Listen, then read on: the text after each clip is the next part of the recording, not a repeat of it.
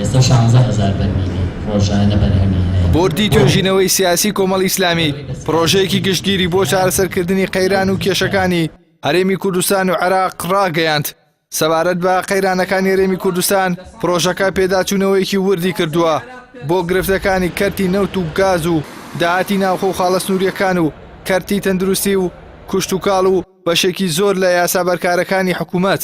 هاوکات بۆردەکە ئاشکراکردنی داهاتی نەوت و جیاکردنەوەی بازرگانی لە سیاسەتکردن باکلیلی جێبەجێکردنی پرۆژەکەیان دەزانێت. ئەو بەهەدەردانە زۆرەی هەیە لە سامانی گشتی و ئەو ناشەفافیەتەی لە کەرتی نەوت هەیە و ئەو دامەزراندنە زۆرە بەلێشاوە بێبەرهەمەی کە هەیە و یاسای کار لە هەرێمی کوردستان بەو جۆرە نییە.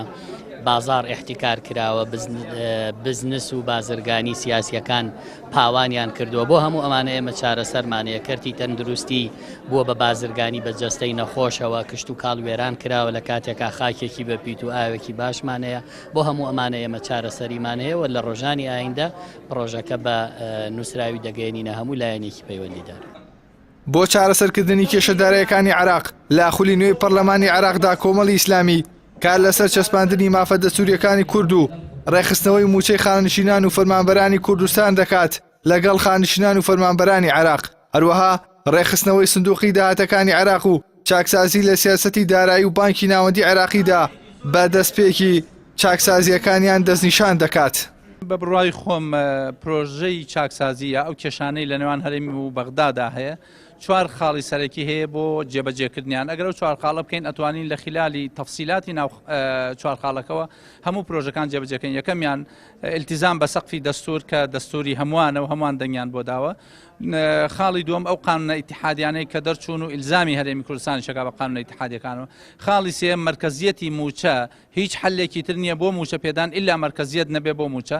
خاڵی چوارەم بریتە لە مرکزیەتی خانەنشین لە هەموو عێراقا یەک جۆر خانەنشین هەبێ، یەک پلە خانەنشین بکرێ بەو معیارانەی کە لە عێراقا هەیە، بەو معایرە دەوڵەتیانەی کە لە دنیا و لە پرانسیپە نێودەوڵەتەکانە ئیشی پێکرێ. بۆردی توێژینەوەی سیاسی کۆمەڵی ئیسلامی پێی وایە قەیرانەکانی هەرێمی کوردستان دروستکراون. حکوومەتی هەرێمی کوردستان خاوەنی داهاتێکی زۆرە کە سەرچاوەکەی لە داهاتی نەوت و ناخۆ و خاڵە سنووریەکان پێک دێت.